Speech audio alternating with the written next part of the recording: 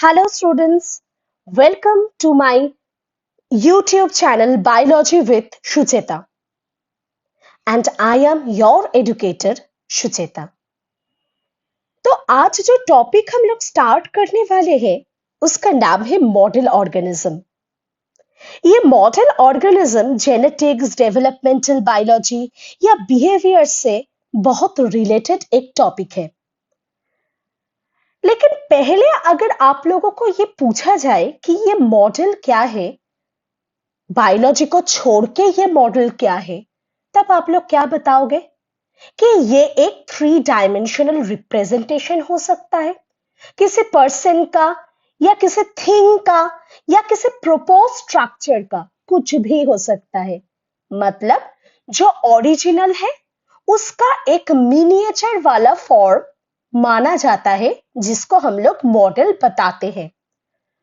तो इधर ये मॉडल ऑर्गेनिजम्स क्या होता है, देखिए कि ये मॉडल ऑर्गेनिज्म एक ऐसी स्पीसीज माना जाता है जिसको हम वाइडली स्टडी करते हैं बहुत अच्छे से, जिसके बारे में हम लोगों को समझना चाहिए। Usually because it is easy to maintain and breed in a laboratory setting and has particular experimental advantages।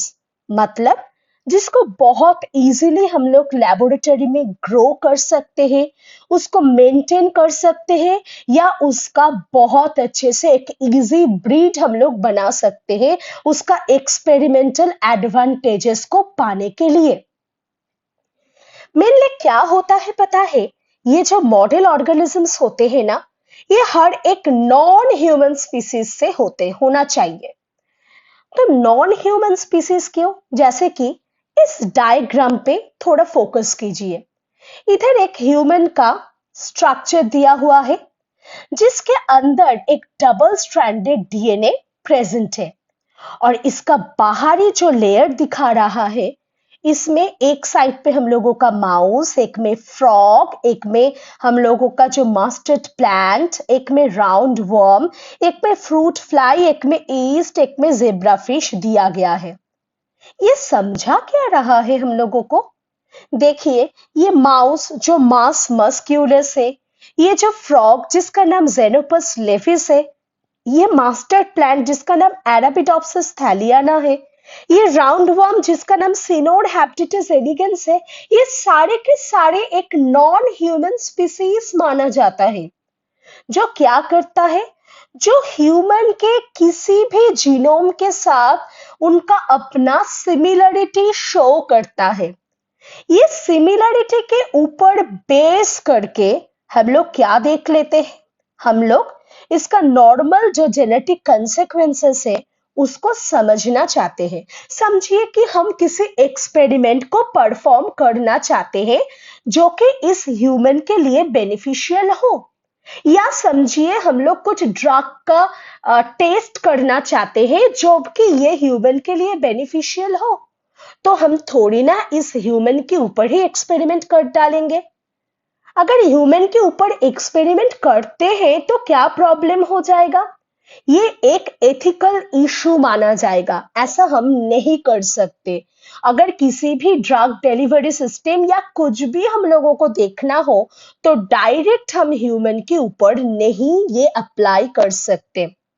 तो कहाँ पहले अप्लाई करना होगा, ये जो छोटू सा मॉडल से इनके 4 पास जो दिखाया जा रहा है आप लोगों को, जैसे कि माउस है, जैसे कि जेब्रा फिश है, जैसे कि ईस्ट है, जैसे कि फ्रूट फ्लाई है, ये सब कुछ जो इसको घेर के रखा हुआ है, ये सब एक नॉन ह्यूमन स्पीसीज में से होता है जो कि इन लोगों के साथ जेनेटिक कंसेक्वेंसेस में थोड़ी बहुत सिमिलरिटी रखता है।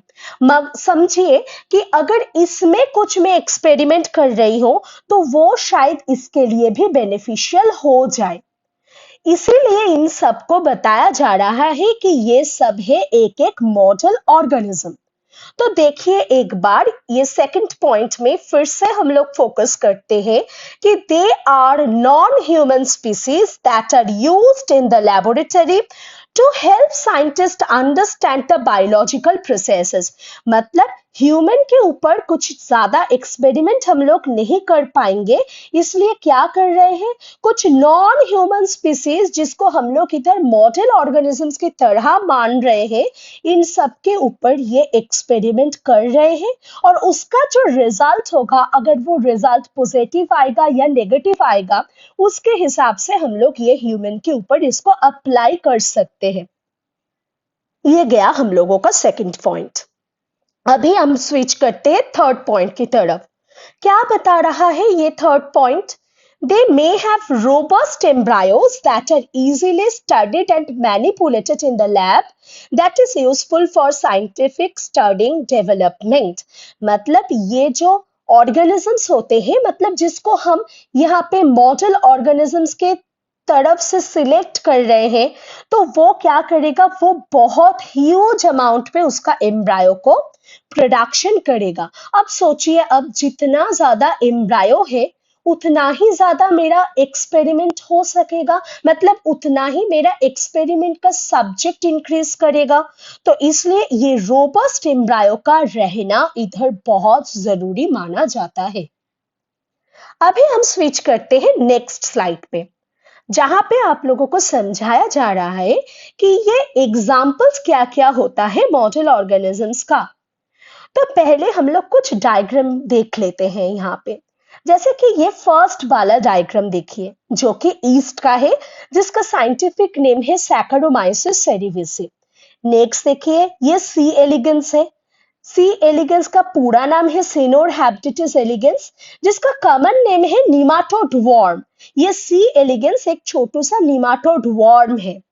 अब क्या होगा, ये एक फ्रॉग का स्पीसीज देखिए, जिसको माना जाता है जेनोपस ट्रॉपिकलिस।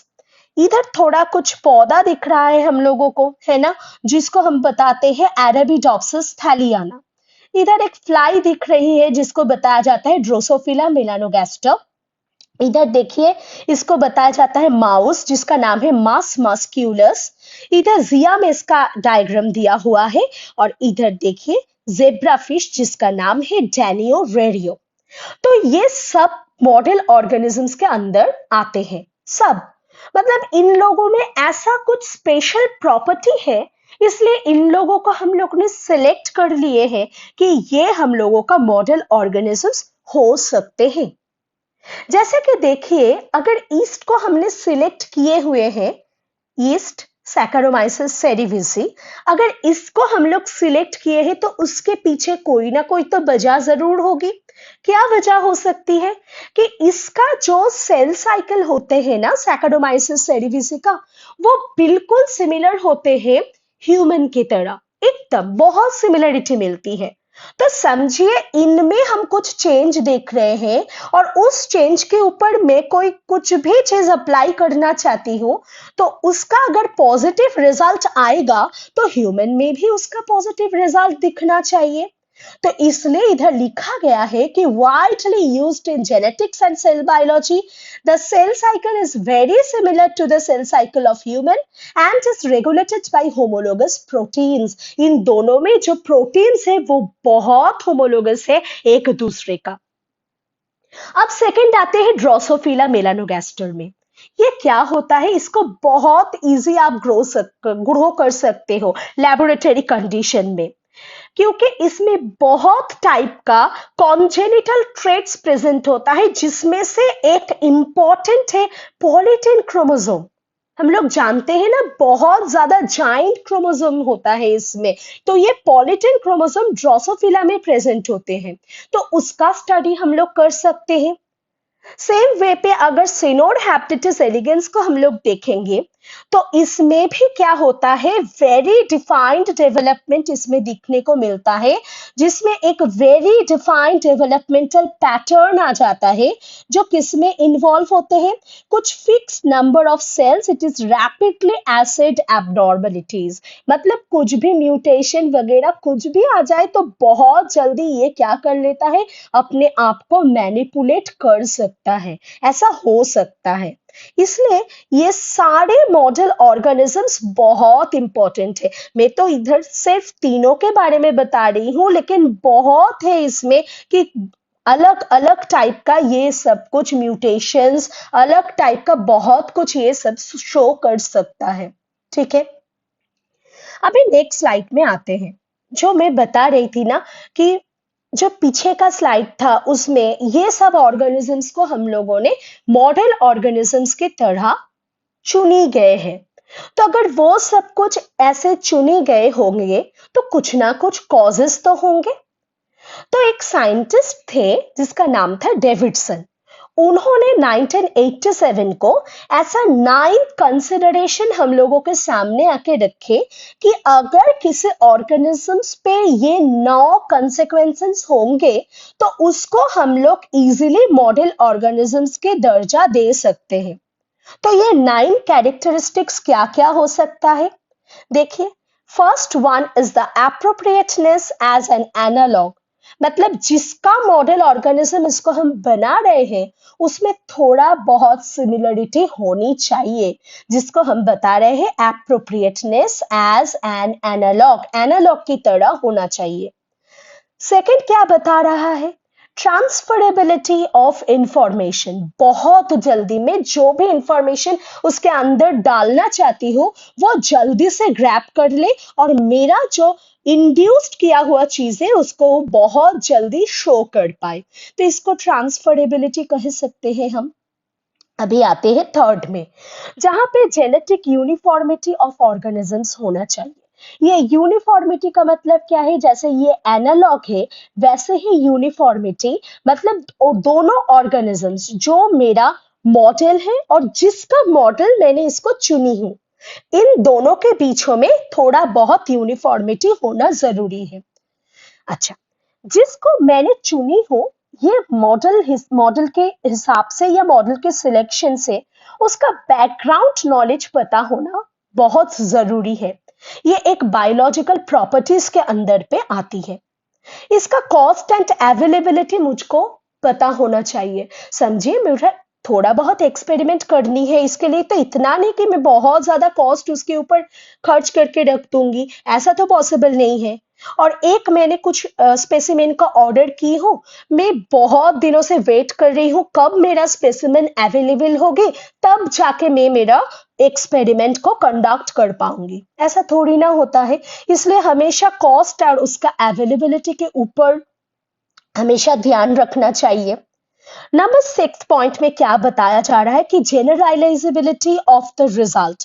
मतलब जो रिजल्ट आ रहा है वो जेनरलाइज्ड है ना, हम इसका ऊपर देख रहे हैं मॉडल के ऊपर, अगर हम मेरा जो ऑर्गेनिज्म है उसके ऊपर ये अप्लाई करेंगे तो ये ठीक रहेगा ना, इसके बारे में हम लोगों को समझाया जाता है, जिसको हम जेनरलाइजेबिलिटी वर्ड को यूज करते हैं।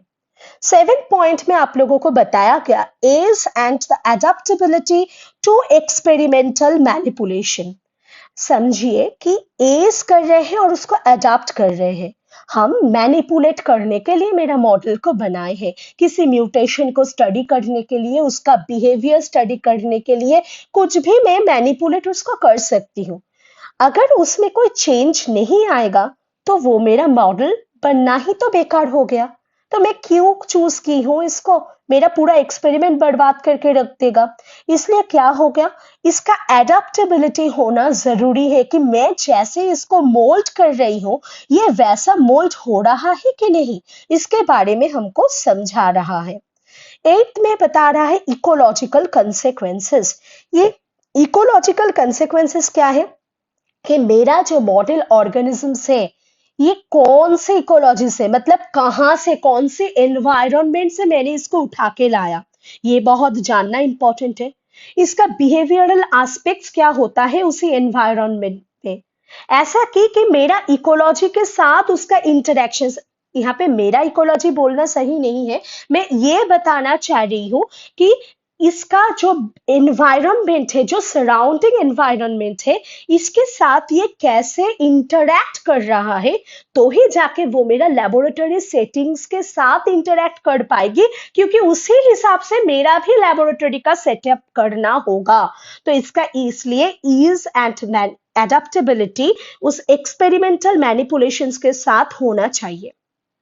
या इकोलॉजिकल कंसेक्वेंसेस भी इसमें क्या करता है, इंपॉर्टेंट रोल प्ले करता है। अभी लास्ट पॉइंट में आते हैं कि 9th वाला पॉइंट जिसमें एथिकल इम्प्लीकेशंस के बारे में बोला जा रहा है। देखिए, आपका मॉडल है, इसका मतलब ये नहीं कि आप कुछ भी कर सकते हो उसके साथ। मतलब आपको कोई नीड नहीं है फिर भी आप उसके साथ एक्सपेरिमेंट कर रहे हो, ऐसा नहीं हो सकता।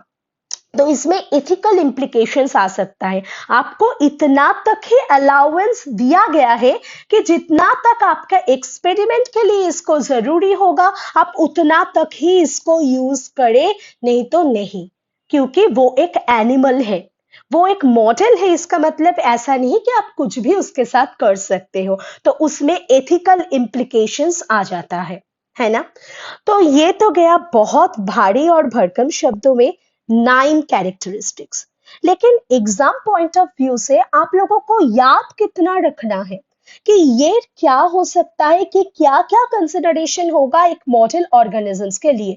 तो देखिए, इधर मैं थोड़ा छोटा करके उसका कैरेक्टरिस्टिक्स लाई हूं, जहां पे आपको समझाया जा रहा है कैरेक्टरिस्टिक्स ऑफ मॉडल ऑर्गेनिजम्स, जिसके अंदर में हम लोग रैपिड मैच्योरिटी देखते हैं इनका, मतलब बहुत रैपिड ग्रो करता है ये सब।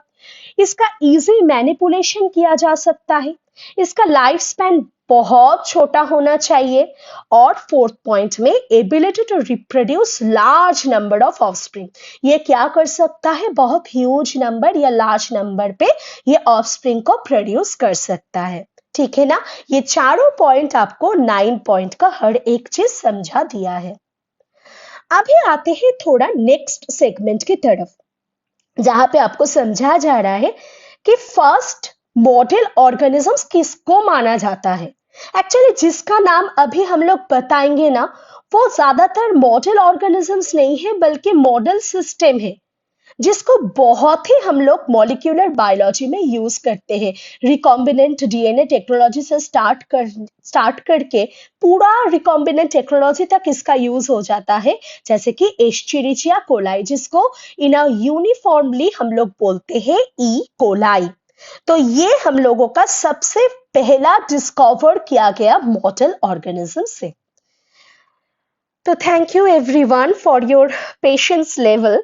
आज का टॉपिक हम लोग इतना तक ही रखते हैं। अगर ये टॉपिक आप लोगों के लिए अंडरस्टैंडेबल हुए हैं तो please do subscribe and share my channel with your friends. और पहले मैं थोड़ा माफी मांग लेती हूँ क्योंकि मेरा हिंदी इतना भी अच्छी नहीं है, लेकिन मैं ये बिलीव करती हूँ लैंग्वेज किसी भी एजुकेशन सिस्टम का बैरियर तो नहीं हो सकता। तो hope you can understand what I am teaching today.